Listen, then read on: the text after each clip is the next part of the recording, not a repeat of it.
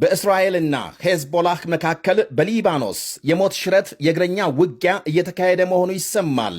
ከሁለቱም ወገን በርካታ ተዋጊዎች መገደላቸውን አሜሪካም ጦርነቱን አጠናክራ እንድትቀጥል የአረብ ሀገሮች ጥሪና የደረሰባቸው ከፍተኛ ኪሳራ፣ የቻይናና ፓኪስታን አዲስ ጥረትና የኢራን የፍርድ ውሳኔ ዛሬ ከተሰሙ መረጃዎች መካከል ይጠቀሳሉ።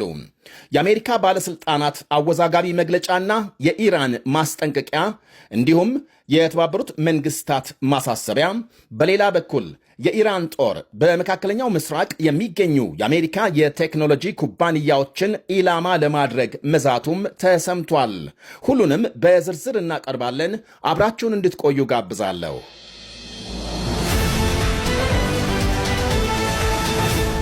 የፋርስ ባህረ ሰላጤ ሀገሮች አሜሪካም ጦርነቱን አጠናክራ እንድትቀጥል መጠየቃቸው ተነገረ። በሳውዲና በተባበሩት አረብ ኤሚሬትስ የሚመሩት የባህረ ሰላጤው ሀገሮች ኢራን ሙሉ በሙሉ መሸነፏ እስኪረጋገጥ ጦርነቱ እንዲቀጥል ፕሬዝዳንት ትራምፕን መጠየቃቸው ታውቋል። የሀገሮቹ ባለሥልጣናት በዝግ ስብሰባ መቀመጣቸውን ተከትሎ ባወጡት መግለጫ የኢራን አገዛዝ ለቀጠናው እጅግ አደገኛ መሆኑን ገምግመዋል። እናም ምንም እንኳን አንዳንዶቹ ሀገሮች ጦርነቱ ዛሬውኑ እንዲጠናቀቅ ቢፈልጉም የኢራን አገዛዝ ሳይወድቅ ግን ማብቃቱ ዞሮ ዞሮ አደገኛ መሆኑን ገልጸዋል። ይህ በእንዲህ እንዳለ በሊባኖስ ከሄዝቦላህ ጋር በተካሄደ ውጊያም 4 የእስራኤል ወታደሮች መገደላቸውን የሀገሪቱ ጦር ኃይል ገልጧል። ለጊዜው የሦስቱን ወታደሮች ስም ዝርዝር ይፋ ያደረገ ሲሆን ናኦም ማድሞኒ የ22 ዓመት ወጣት፣ ሁለተኛው ቤን ኮህን ዕድሜ 21፣ ማክሲም ኤንቲስ ዕድሜ 21 ከሞቱት በተጨማሪ 2 ወታደሮች ክፉኛ መቁሰላቸውን አክሏል። ወታደሮቹ በቅርብ ርቀት ከሄዝቦላህ ጋር ውጊያ መቅጠማቸውን ተከትሎ እንደተገደሉና ከሄዝቦላህ በኩል በርካታ ተዋጊዎቹ መገደላቸውን ዘገቦች አመልክተዋል። ጠቅላይ ሚኒስትር ቤንያሚን ኔታንያሁ የኢራን ጦርነት ከግማሽ በላይ መጠናቀቁን ለአንድ የአሜሪካ መገናኛ ብዙሃን ገልጸዋል። በጦርነቱ በሺዎች የሚቆጠሩ የኢራን አብዮታዊ ዘብ አባላት መገደላቸውንም አመልክተዋል። የኢራን ዘመቻ ዓላማ የሥርዓት ለውጥ ለማድረግ አለመሆኑን የጠቀሱት ኔታንያሁ ሆኖም አገዛዙ ከውስጡ እንደሚፈርስ እምነታቸውን ገልጸዋል። ይህ በእንዲህ እንዳለ ሌሊቱን በኢራን ዋና ከተማ ቴሄራን በተፈጸመ ድብደባም ከተማው በከፊል በጨለማ መዋጡን ዘገቦች አመልክተዋል።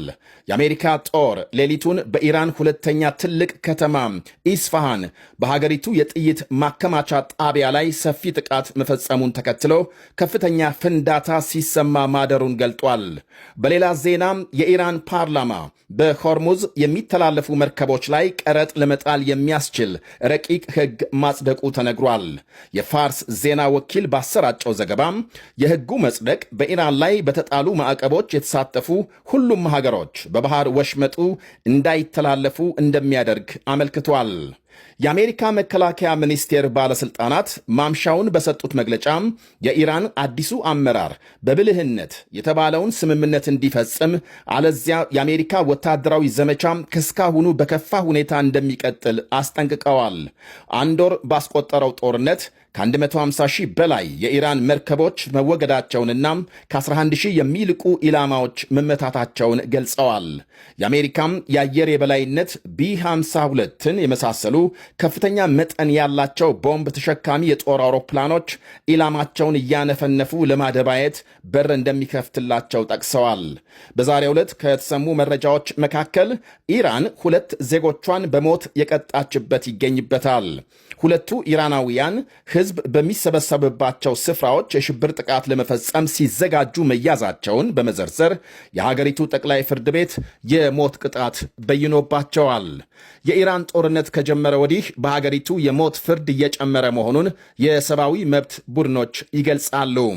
የእስራኤል ጦር ባለፉት 24 ሰዓታት ኢራን ውስጥ 230 ጥቃቶች መፈጸሙን ሲያስታውቅ ሄዝቦላህ በደቡባዊ ሊባኖስ የክርስቲያን መንደር ተቆጣጥሮ ወደ እስራኤል ሮኬት እያስወነጨፈ መሆኑን አመልክቷል።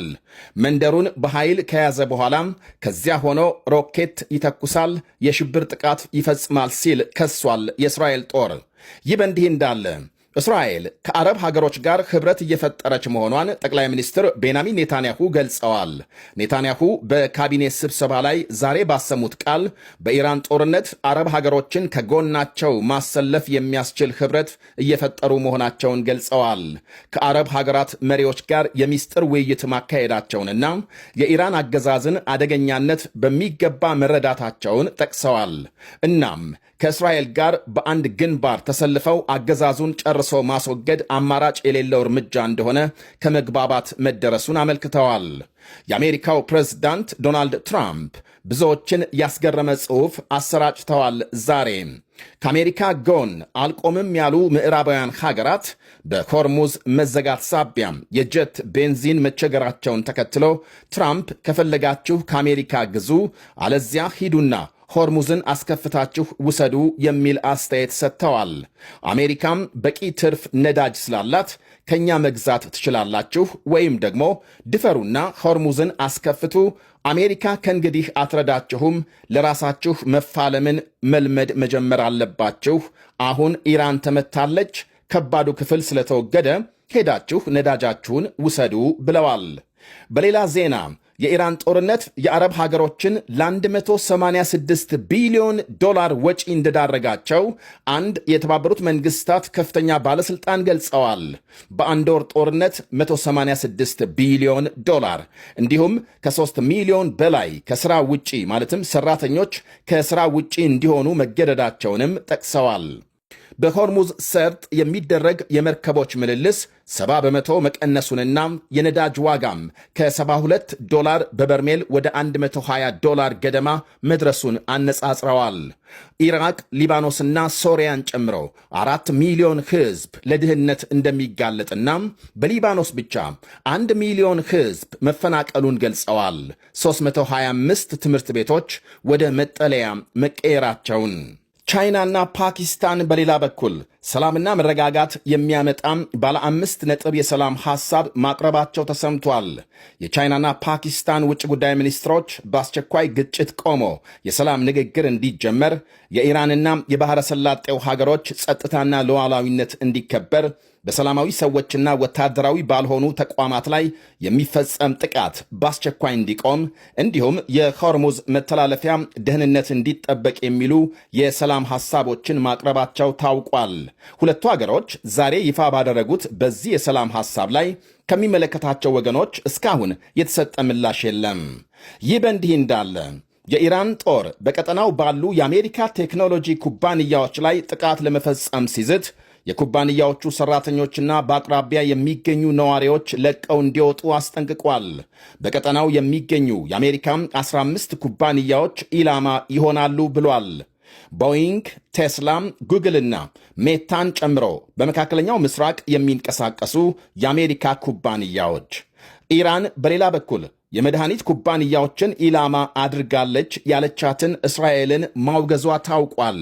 የኢራን ውጭ ጉዳይ ሚኒስትር አባስ አራቺ የጦር ወንጀለኞች ያሏቸው አሜሪካና እስራኤል ያለምንም ሐፍረት የመድኃኒት ኩባንያዎችን እየደበደቡ ናቸው ብለዋል።